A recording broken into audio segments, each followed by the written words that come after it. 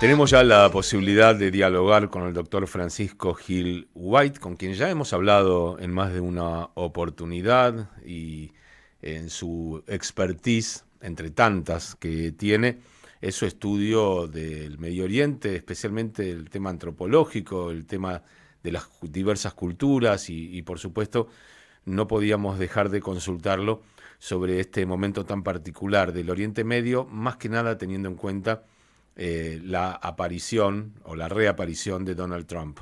Le damos la bienvenida a Francisco Gil White. ¿Cómo estás, Dani? Te saluda. ¿Qué tal, Dani? Asombrado de que todavía quieras entrevistarme porque siempre te quedo mal. No, no te asombres porque siempre voy a querer entrevistarte y si podemos hacerlo, ya vamos a encontrar los horarios. Pero bueno, estamos charlando. Terminó la gira de Donald Trump por Oriente Medio con muchas dudas, por lo menos para los que seguimos la política de Israel y de Medio Oriente, respecto de ese rol y de en qué lugar queda, por ejemplo, Israel o el gobierno de Israel. Cuéntame un poquitito cómo evaluás qué es lo que sucedió en esta gira que tocó, curiosamente y no tanto, países importantes, pero no Israel. Pues yo no sé por qué quedan dudas. Yo creo que Trump ha sido muy claro, ¿no? O sea, yo creo que Trump eh, tiene un mensaje muy claro para Israel y eso es que no va a haber ningún apoyo de Trump para Israel.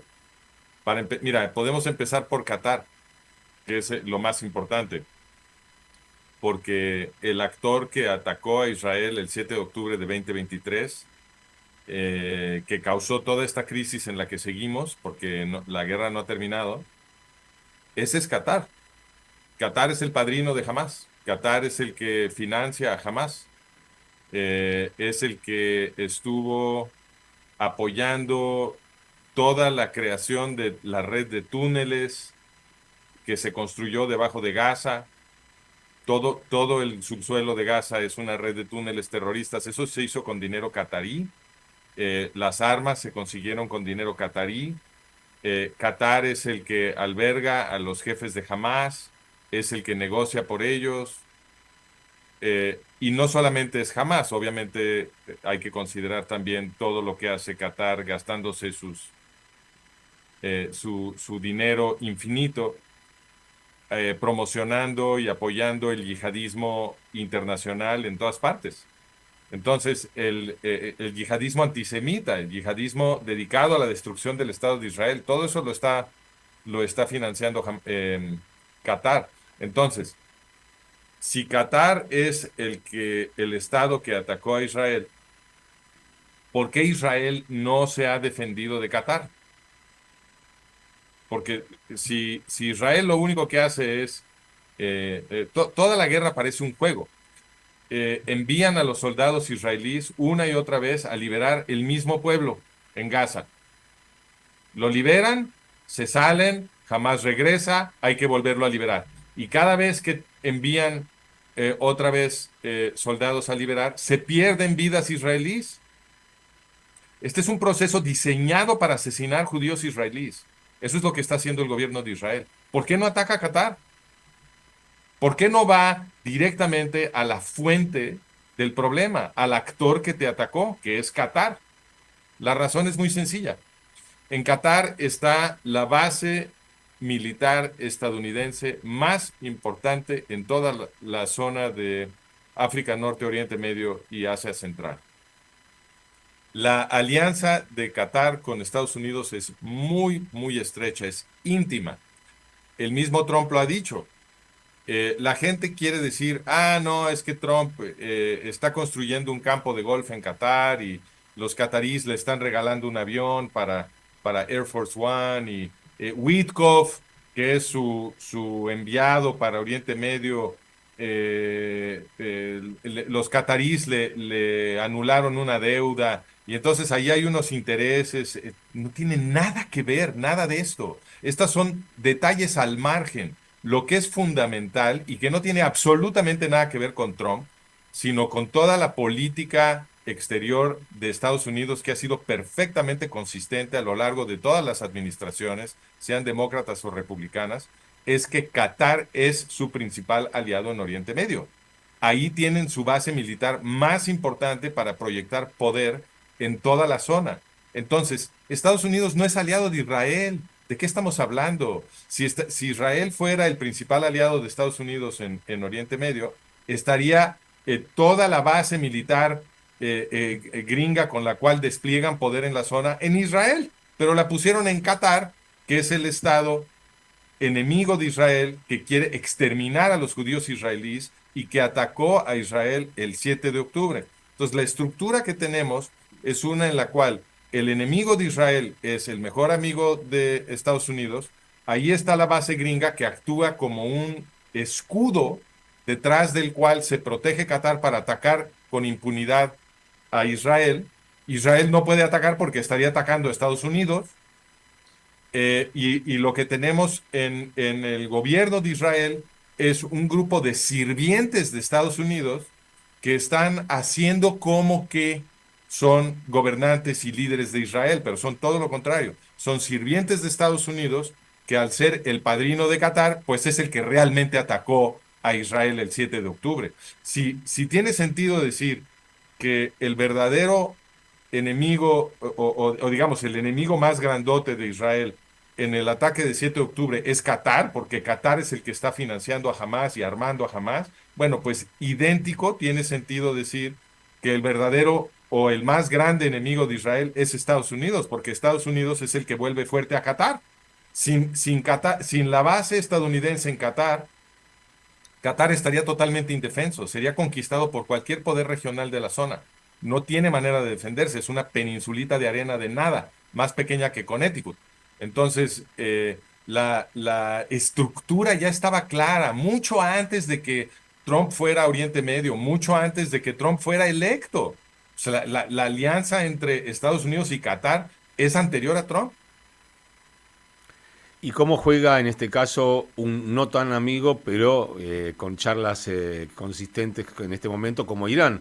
Porque todos, o los que no conocen mucho de Oriente Medio, van a decir no, no fue Qatar el que atacó, es Irán quien sostiene a Hamas. Aun si así Bueno, fuera, eso no, una cosa no anula la otra. Es decir, eh, jamás puede tener más de un padrino. Eso es lógicamente posible.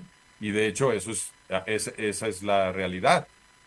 Irán también es padrino de Hamas, y los otros elementos de la estructura están igual de claros.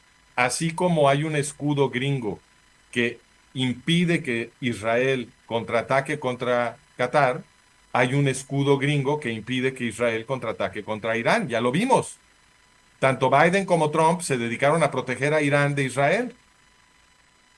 Tanto Biden como Trump han estado insistiendo que Israel no ataque a Irán, o que si lo va a atacar, que sea poquito y que ya le pare. O sea, la política exterior de Estados Unidos está diseñada para proteger a Irán y no es una política de Trump y no es una política de Biden nada más. Esta es una política que lleva décadas. Le recuerdo a tu audiencia, ¿cuántos años tienes, Dani? 61.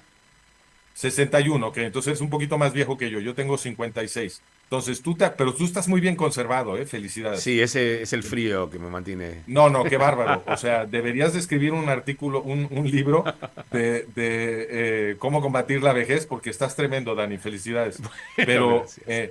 entonces, tú te acuerdas como yo de los ochentas. Tú mejor, quizá mejor que yo. Yo en los ochentas, pero yo ya era adolescente en los ochentas. Tú eras un joven adulto. Y nos acordamos del Irán Contra. Ujú. ¿Qué fue el Irán Contra? Se destapó que el presidente Ronald Reagan estaba enviando en secreto miles de millones de dólares a los terroristas iraníes. Miles de millones de dólares. Entonces, ¿de qué se trata eso? Ah, bueno, pues cuando los cacharon dijeron, no, es que el Hezbollah, que es una organización terrorista iraní, básicamente, aunque está en Líbano, pero pues es de los iraníes, el Hezbollah había tomado algunos rehenes en Beirut, la capital de Líbano, y entonces Reagan dijo, perdón, sí, no debimos haber hecho esto, pero es que estábamos enviándole miles de millones de armas a Ayatollah Khomeini, al terrorista principal de Irán, para ver si así lográbamos convencerlo de que le pidiera a Hezbollah que soltara 5 rehenes en Beirut. Absurdo. Obviamente esa no era la verdad y se demostró años después cuando varias investigaciones encontraron que de hecho los primeros envíos de armas a Irán, los envíos secretos de armas gringas a Irán, empezaron en 1981, mientras que el primer rehén tomado por Hezbollah fue tomado en 1982. O sea que los envíos de armas a Irán, la decisión de empezar a enviar muchísimas armas a Irán, no tuvo absolutamente nada que ver con los rehenes. Y de hecho, esos envíos de armas son consistentes, que son de Ronald Reagan, son consistentes con la política de Carter, que es el presidente anterior. Carter se dedicó a desprestigiar y luego a expulsar del poder al Shah de Irán y se encargó de que el siguiente, de que subiera Ayatollah Khomeini como reemplazo del Shah. Todo eso lo hizo Carter. Ya estamos publicando la historia de esto en nuestro Substack.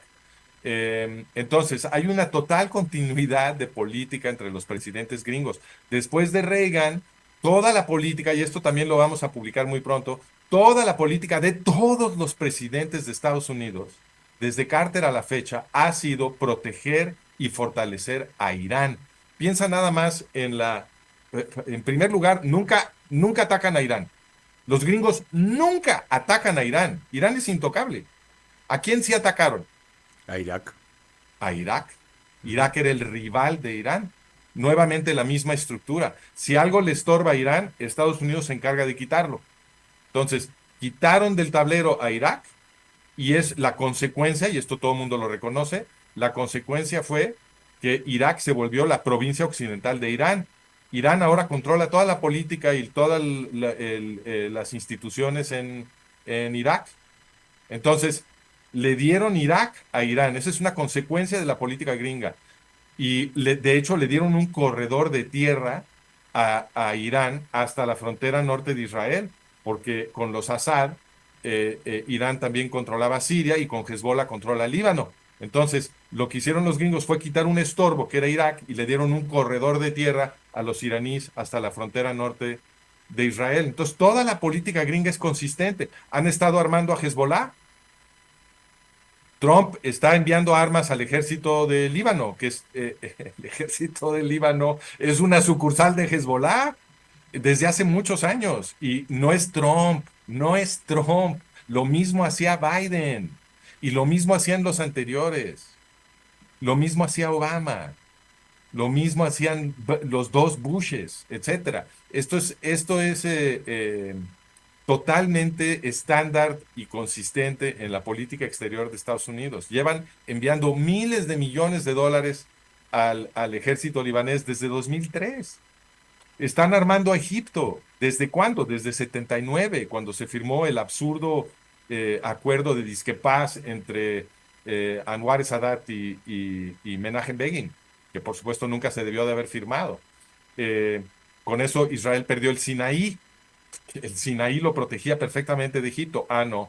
A través de la presión gringa, porque eso se firmó en Camp David, porque Carter quiso, se le regresó el Sinaí a Egipto y se le premió a Egipto por poner una firma en un pedacito de papel que no vale nada. Se le empezó a premiar a Egipto con miles de millones de dólares en ayuda bélica a Egipto, que no la necesita. ¿Quién amenaza a Egipto? Nadie. Este armamento es nada más para atacar a Israel. Y los ejercicios militares que ha estado haciendo Egipto en el Sinaí todo el último año lo confirma. Están preparando una invasión de Israel. Todo eso apoyado por Estados Unidos. Puedo seguir. Trump está reanudando, como hicieron los presidentes anteriores, los envíos de miles de millones de dólares a Arabia Saudita, otro enemigo mortal de Israel, gran financiero del yihadismo internacional. Digo, o sea, nada puede estar más claro y no hacía falta este viaje de Trump para darse cuenta. Aunque si había algunos yihadistas que no habían entendido todavía, eso sí, después del viaje de Trump ya lo entendieron, porque Trump fue muy cuidadoso en ir a visitar a todos los yihadistas y no visitar a Israel. Y eso en el lenguaje diplomático lo que dice es open season sobre Israel. Nosotros no vamos a defender a Israel, adelante, ataquen. Eso es lo que quiere decir este viaje. En todo ese contexto, ¿cómo juega el tema de los hutíes y Yemen, que ahí sí atacan porque entiendo les toca el comercio? Pero nuevamente es consistente con la estructura que te estoy dando, Dani, Ujú. porque lo que hicieron los gringos fue firmar con los hutíes que ya no van a atacar barcos gringos, pero el acuerdo no incluye que dejen de atacar a Israel. Entonces, efectivamente, como han comentado mucha gente, lo que hizo Trump ahí fue darle luz verde a los hutíes para atacar a Israel. Nada más no me toques mis barcos. Si me tocas mis barcos, te voy a destruir, pero Israel, adelante. Es perfectamente consistente con todo lo demás. Francisco, entendiendo que lo mejor, según esta idea, es que Israel le dé menos atención o le deba menos respeto a los Estados Unidos, ¿cómo podría o cómo puede Israel sobrevivir en ese barrio del Medio Oriente, no sin Estados Unidos, pero confrontando más con Estados Unidos? No, mira, tu pregunta revela que no nos ha caído la ficha todavía. Preguntar, me tengo que pelear con la premisa, porque Sí. preguntar qué va a hacer Israel sin Estados Unidos es la pregunta equivocada. No, no qué, sino Eh, cómo. no, pues Israel lo que tiene que hacer es ganar sus guerras, ganar sus guerras. Tiene que tener su propia industria armamentista en vez de estarle comprando armas a Estados Unidos, porque Estados Unidos insistió en que Israel no desarrollara su industria armamentista. ¿Por qué? Para que fuera dependiente de Estados Unidos. Y entonces Estados Unidos en cualquier momento puede cerrar la llave, como hizo Biden. Ujú. ¿Ok? Entonces, la dependencia de Israel sobre Estados Unidos lo único que hace es empeorar la situación de seguridad de Israel. Lo que tiene que hacer Israel es emanciparse por completo. Y no, la pregunta no es cómo le va a hacer Israel para sobrevivir sin Estados Unidos. Esa pregunta está de cabeza. Israel solamente puede sobrevivir si se emancipa de Estados Unidos, porque toda la política de Estados Unidos está diseñada para controlar la política de Israel e impedir que Israel se defienda de los enemigos que Estados Unidos está armando hasta los dientes. Entonces, la pregunta, ¿cómo le va a hacer Israel para sobrevivir sin Estados Unidos?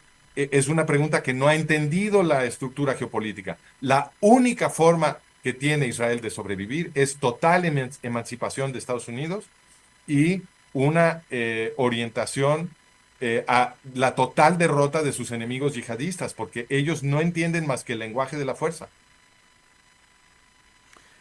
Estaba pensando justamente en eso. Una cosa es no tener al de aliado o pseudo aliado a los Estados Unidos y otra cosa sería tenerlo de enemigo. Si Israel cambiara esa política hacia la emancipación, como bien lo decías recién, ¿Estados Unidos sería su enemigo o seguiría jugando en el mismo terreno de la Pues semineutralidad? imagínate nada más la historia alternativa. Imagínate la historia alternativa. Imagínate que los gobernantes de Israel, los que se hacen llamar líderes de Israel, no hubieran entregado los territorios conquistados en la guerra de 67. Esos territorios hubieran asegurado la seguridad israelí. Con el Sinaí tienes total protección de Egipto. ¿Por qué lo entregaron? Porque los gringos quisieron. Entonces, imagínate que los israelíes hubieran afirmado su total independencia de Estados Unidos. Entonces, no entregas el Sinaí. Eh, y en Judea y Samaria no se lo entregas a la OLP. Eso también fue porque los gringos quisieron. Los gringos son los que organizaron el así llamado Oslo. Acuerdo de Oslo. ¿Ok? Ujú. Entonces, no haces el Acuerdo de Oslo y no te metes en este problema. No tienes a Hamas en Gaza, no tienes a OLP Fatah en Judea y Samaria. Debo recalcar que, porque esta es una controversia que todavía no hemos tenido.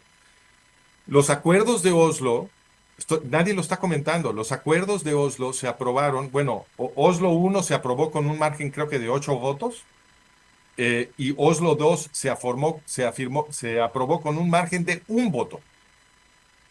Si a los israelíes se les hubiera dicho que OLP Fatah desciende de la solución final nazi, porque Al-Fatah fue creada por Hajj Amin al-Husseini, que fue uno de los altos líderes del genocidio contra el pueblo judío europeo que organizaron los nazis.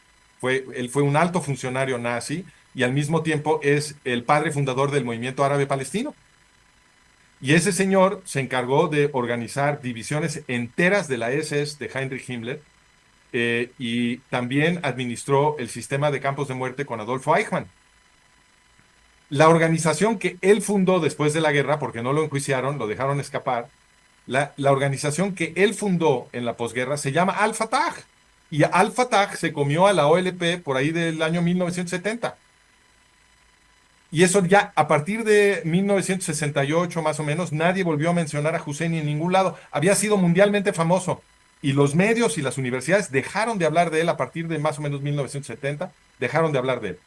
Y entonces, cuando se firmó el proceso de Oslo, nadie le explicó a los israelíes que estaban trayendo a territorio militarmente estratégico de Israel, del Estado judío, creado supuestamente para proteger a los judíos de los genocidios y no como un campo de muerte, ¿no? Se supone que Israel no es un campo de muerte, se supone que es todo lo contrario. Pero ¿qué hicieron? Trajeron a territorio militarmente estratégico del Estado judío a los mismos nazis que los quieren exterminar, descendidos de la solución final nazi. Y no solo eso, OLP Fatah es la creadora de Irán. OLP Fatah entrenó y armó a las guerrillas de Ayatollah Khomeini que ganaron la revolución iraní y pusieron a Khomeini en el poder. Y después de eso, Khomeini lo primero que hizo fue mandar un avión para traerse a Arafat y a Abbas y a sus cuates de OLP Fatah a Teherán a celebrar con Khomeini la revolución, y acto seguido se encargaron los dirigentes de OLP Fatah de crear toda la infraestructura terrorista, autoritaria, totalitaria de los iraníes. Les ayudaron a crear Sabama, que es la policía política que oprime a los iraníes, y les ayudaron a crear la Guardia Revolucionaria, que es la que creó Hezbollah y que exporta terrorismo a todo el mundo. Entonces, OLP Fatah es el padrino de todo este proceso de la destrucción de Israel. ¿Y quién lo metió a territorio militarmente estratégico de Israel? Los gringos. Entonces, si Israel se hubiera emancipado desde el principio de Estados Unidos, no hubiera entregado el Sinaí, no hubiera entrado OLP Fatah a Judea, Samaria y Gaza, jamás ahorita no tendría Gaza, no hubiera sucedido el 7 de octubre, no se hubiera desmoronado Siria, porque entonces los gobernantes patriotas israelíes que me estoy imaginando en esta historia alternativa, pues se hubieran aliado con los kurdos rojavanos en el norte de Siria, que son más democráticos que los occidentales, y emanciparon a las mujeres musulmanas en el norte de Siria y quieren aliarse con Israel. Se hubieran aliado desde el principio con los drusos, y junto con los drusos y los kurdos hubieran liberado Siria, y quitas del mapa Siria como un problema para la seguridad israelí. No se hubieran detenido en Líbano, hubieran continuado después de descabezar a Hezbollah, hubieran continuado y hubieran destruido a Hezbollah, liberas Líbano y se quita del tablero Líbano como un problema de seguridad para Israel. Y te sigues con Irak y con Irán. Israel ya demostró que le puede ganar a todos estos enemigos peleando al mismo tiempo. La única razón de que Israel tiene un problema de seguridad es que los gobernantes de Israel son un grupo de traidores, sirvientes de los gobernantes estadounidenses, que no hacen más que seguir las órdenes de estos presidentes gringos, que no han hecho otra cosa más que ir acomodando las piezas del tablero para asegurar la destrucción genocida del Estado judío. Y la forma de explicar por qué lo hacen es otra vez la historia.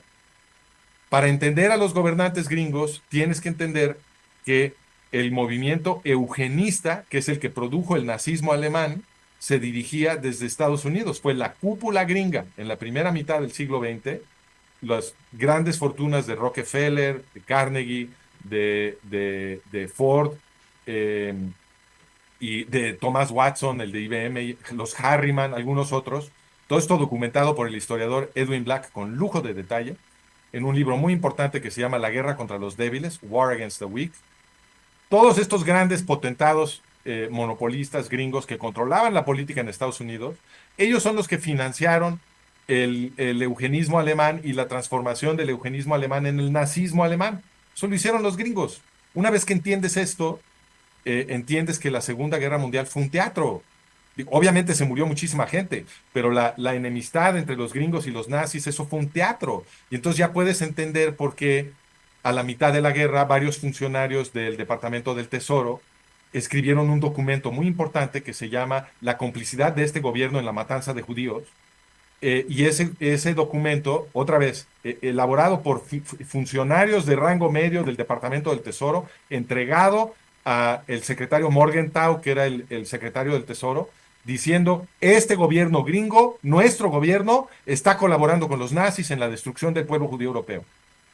Ahora lo entiendes. Y lo que hicieron fue documentar todas las políticas del gobierno gringo que equivalían a una alianza con el proceso de matanza de los judíos europeos de los nazis. Y también entiendes, cuando entiendes esta historia, por qué se rehusó el gobierno de Estados Unidos a bombardear siquiera las vías de tren que estaban enviando su cargamento humano a ser destruido industrialmente en Auschwitz. ¿Por qué no quisieron bombardear las vías del tren? Lo podrían haber hecho muy fácilmente. Ah, no, no, no, no. Podrían haber bombardeado Auschwitz e interrumpir el proceso de la matanza. Tampoco quisieron. Bombardearon posiciones alemanas más lejanas que Auschwitz. O sea que sí podían llegar los aviones, los bombarderos hasta ahí. Ya empiezas a entender por qué después de la guerra se encargaron los gringos de absorber decenas de miles de nazis, toda lo que se llama la organización Gehlen, liderada por Reinhard Gehlen, que era el jefe de espionaje de Adolfo Hitler en Frente Heer Ost, los ejércitos orientales de Hitler. Este Reinhard Gehlen, después de la guerra, recreó toda la red de espías de Hitler en Europa Oriental para los gringos. Eso es la CIA. La CIA se creó absorbiendo todos estos criminales de guerra de Gehlen. Decenas de miles de nazis y de colaboradores nazis fueron absorbidos para crear la CIA, documentado con documentos obtenidos gracias a la ley de transparencia estadounidense, el Freedom of Information Act, por el historiador Christopher Simpson en el año de 1988, hace ya muchísimo tiempo. Ya empiezas a entender por qué sucedió esto, empiezas a entender por qué en 1956 el gobierno de Estados Unidos le dijo a Alemania Occidental, la Alemania que Estados Unidos controlaba en la Guerra Fría, porque la otra Alemania era controlada por la Unión Soviética.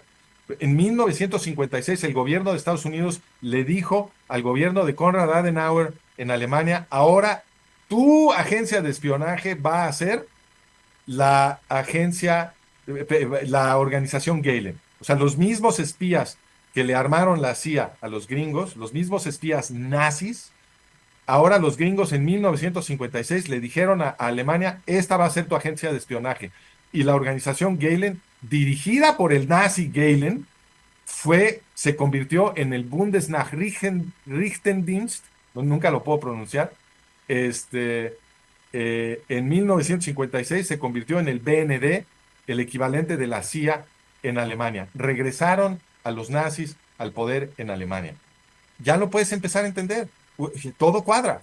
Lo que no cuadra es el discurso. ¿Y por qué no cuadra el discurso?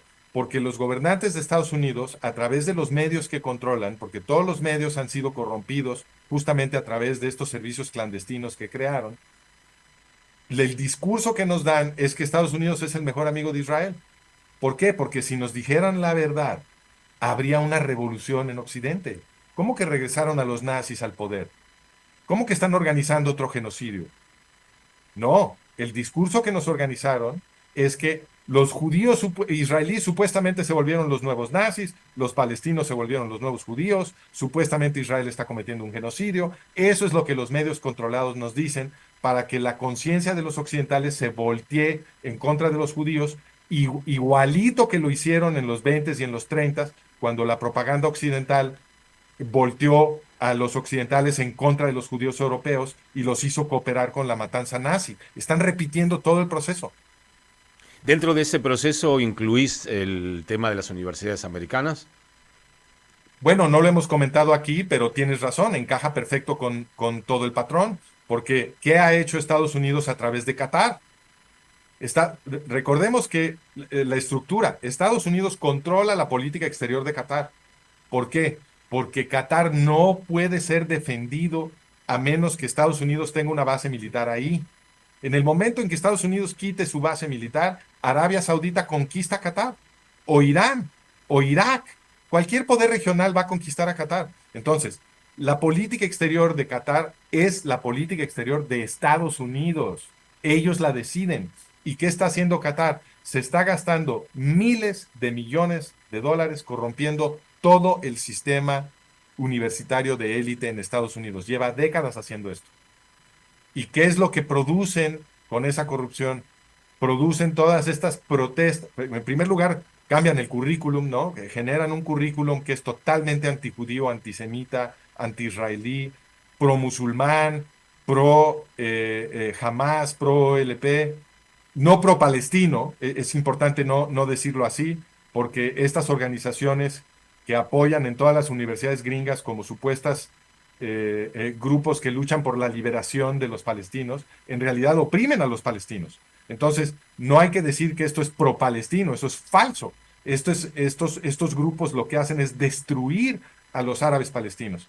Pero en fin, con el dinero de Qatar se ha financiado que el sistema universitario occidental, porque no es nada más en Estados Unidos, le enseñe a los chavos en las universidades un modelo del mundo en el que todo lo malo que sucede en el mundo es culpa de Israel y si tú te quieres redimir como un buen izquierdista, como un buenista, bien pensante, progresista, etcétera, etcétera, entonces la única bandera que a fuerzas tienes que levantar es la bandera a favor de Hamas y a favor de OLP Fatah en contra del Estado de Israel. Y si haces eso, todos estos grupos izquierdistas financiados desde la CIA y todos los zombies adoctrinados por los profes universitarios y por estos grupos activistas que son de la CIA, todos te van a aplaudir y te van a dar una palmadita en la cabeza y te van a decir que eres un buen izquierdista y que estás redimido y te vas a ir al cielo